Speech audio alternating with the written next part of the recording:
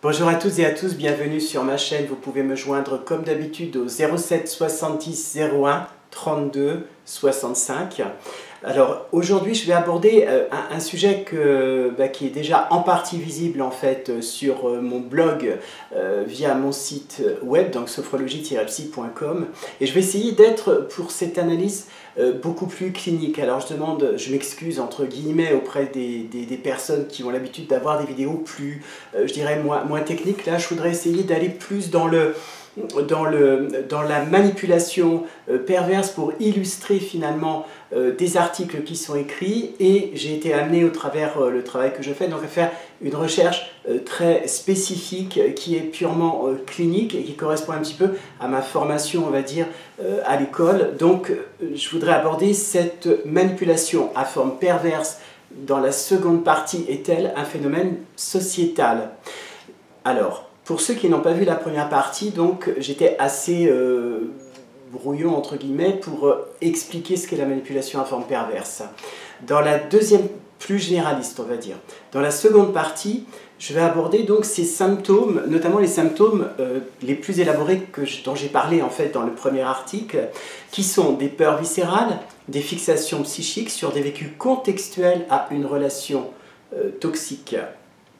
Il faut savoir que lorsque mes patients viennent au cabinet, eh bien, la plupart me parlent de rumination, de difficultés d'intensité variable, des difficultés de ressenti, de confusion, de peurs patentes et d'autres types de peurs. Alors, comme je le disais, elles sont ces peurs d'intensité variable, donc en fonction du vécu de la personne en fait, qui va venir pour consulter. Et je pense que toutes ces personnes en fait, qui viennent au cabinet, eh bien, c'est parce qu'à un moment donné, lorsque l'individu est seul face à cette problématique, il va en fait aggraver par un symptôme ce que j'appelle d'angoisse chronicisée. C'est-à-dire que l'angoisse va s'ancrer à l'intérieur de la personne, elle va devenir en fait une sorte de compagne, et c'est dans cette période que le patient va être, que le patient, donc la victime, va être de plus en plus inquiète, mais en même temps, l'ouverture sur sa problématique va lui permettre d'avancer. Voilà. Peut-on parler d'une réaction psychique post-manipulation? Alors oui, en fait, oui, tout à fait. Je vous explique pourquoi. Pour moi, elle est la conséquence d'un événement traumatisant qui est caractérisé par sa durée. Pour les victimes qui viennent, c'est tout à fait le cas. Le traumatisme va donc enclencher des réactions diverses en fonction des parcours de chacun, comme je l'ai dit dans la première partie, mais va finalement s'implanter le sentiment d'abandon, un sentiment de questionnement, et celui-ci semble unir toutes les victimes. Je vais le développer dans la troisième partie. Alors, ces personnes peinent à se réapproprier leur corps, à se réapproprier une place en fait dans le monde, dans un monde qu'elles considèrent comme hostile, conséquence directe finalement de l'attaque. Et ensuite, leurs relations, elles vont souffrir de l'interaction avec l'extérieur, c'est-à-dire elles vont avoir une peur réelle de l'extérieur. Voilà, donc on peut parler, pour moi, d'un traumatisme post-relation, manipulation. La mésestime de soi est-elle une conséquence de la manipulation? Tout à fait. En fait, les victimes ou toutes se déprécient lorsqu'elles arrivent au cabinet en s'accusant finalement d'une responsabilité subjective.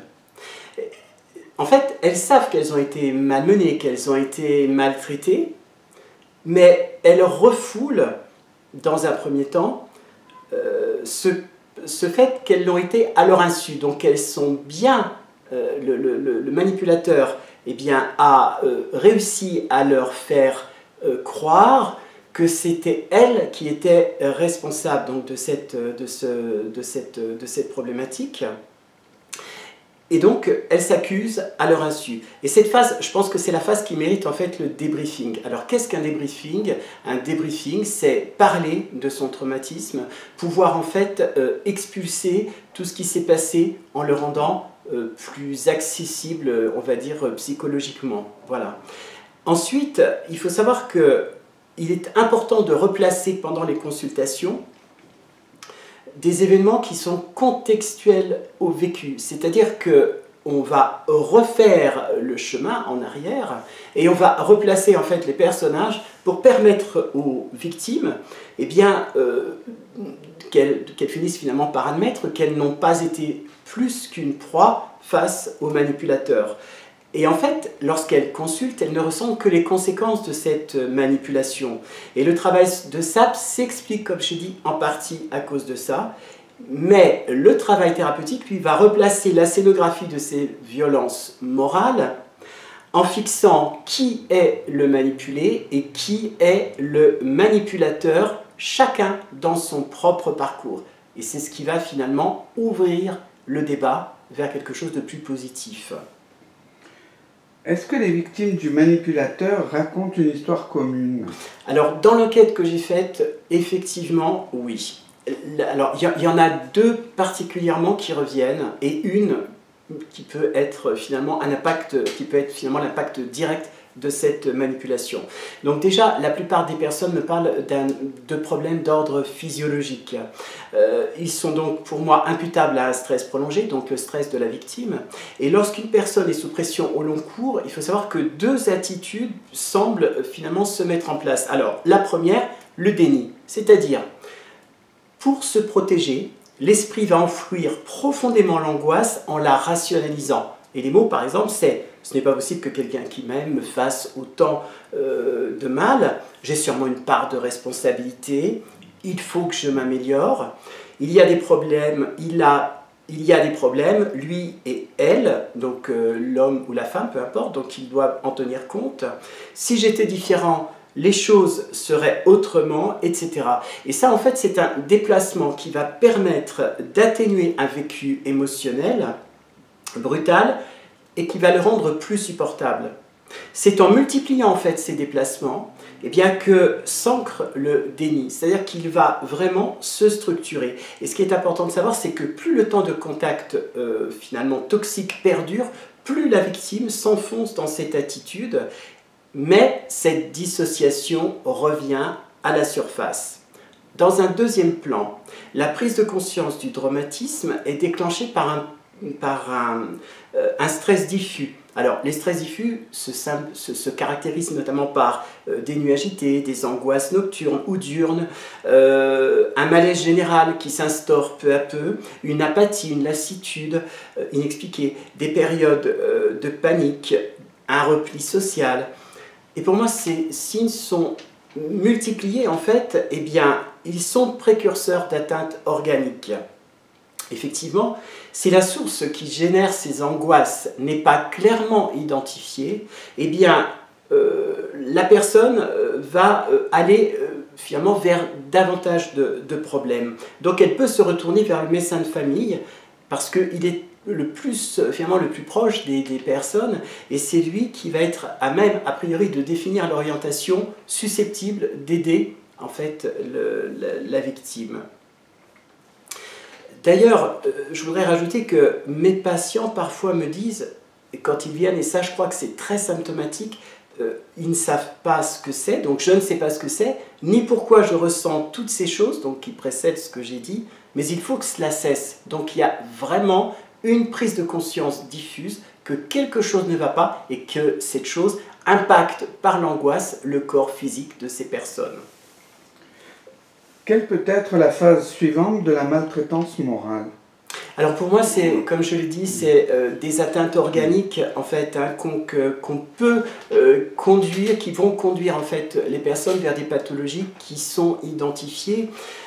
Alors, je parle de certaines maladies qui sont réversibles, mais d'autres qui peuvent impacter de manière plus permanente finalement la personne. Hein. Alors moi j'ai parlé de deux qui sont les plus connus, n'étant pas médecin, donc on sait qu'on est susceptible avec un stress eh bien, de développer des problèmes cardiovasculaires. Le cancer, ça c'est quelque chose qui est très important. Le diabète, des addictions de diverses natures, une modification du comportement alimentaire. Et s'il est parfaitement compliqué d'établir un lien de causalité, c'est-à-dire victime et bourreau, on sait aujourd'hui que l'affaiblissement moral va potentialiser en fait ces atteintes. Et c'est pour ça qu'il me semble extrêmement important de donner une forme juridique finalement à ces atteintes et à cette maltraitance morale. Pourquoi vouloir établir une jurisprudence de la maltraitance morale de type perverse? Parce que l'atteinte de l'intégrité des victimes, elle est bien réelle. Or, la justice, telle qu'elle est faite dans notre pays, eh bien, doit protéger les personnes affaiblies. Alors, on peut parler des personnes âgées, des personnes handicapées, précaires, physiques ou morales.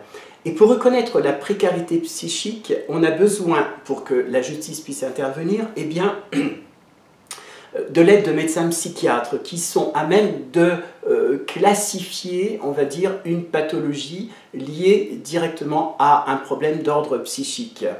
Le problème, c'est qu'il n'y a pas suffisamment de médecins pour pouvoir permettre ce type d'analyse. Donc, qu'est-ce qui va se passer? Eh bien, les personnes qui vont consulter le psychiatre vont être anesthésiées par la prise de médicaments. Je ne dis pas qu'elle est bonne ou mauvaise, mais simplement le fait d'atténuer les effets ne va pas guérir la cause. Et c'est pour ça que je parle du débriefing des victimes, parce que ce débriefing auprès d'un psychiatre, par manque de moyens, il n'est pas possible, ce qui finalement empêche ou ralentit l'instauration de jurisprudence pour la manipulation à forme perverse. Donc ça me semble être important. Et deuxième chose, c'est que si il existe le moindre doute finalement qu'il y ait un lien, pourquoi ne pas faire profiter le doute à la victime? Ça me paraît être intéressant. Et ça enclencherait, au travers de ce que j'ai dit plus haut, eh bien, l'avènement finalement de dommages et intérêts. Pourquoi? Parce que si une personne est amoindrie et qu'on peut, on va dire, identifier au maximum à la pathologie finalement au harcèlement, eh bien, pourquoi attendre si on est convaincu que ça peut finalement, qu'il y a un lien? Or, aujourd'hui, on est capable de donner des dommages et intérêts. Et de surcroît, cette attitude eh bien, permettrait à la victime d'être identifiée comme telle, ce que l'on sait être finalement le premier pas vers une forme de guérison. Et quand le corps est atteint à ce stade-là, pourquoi, une fois de plus, la personne coupable de ce genre de dégâts ne paierait-elle pas, alors que ces personnes, ces victimes qui essayent de se reconstruire, le font finalement avec un handicap pour la plupart et des maladies, des pathologies handicapantes. Merci pour m'avoir écouté, à très bientôt, ciao.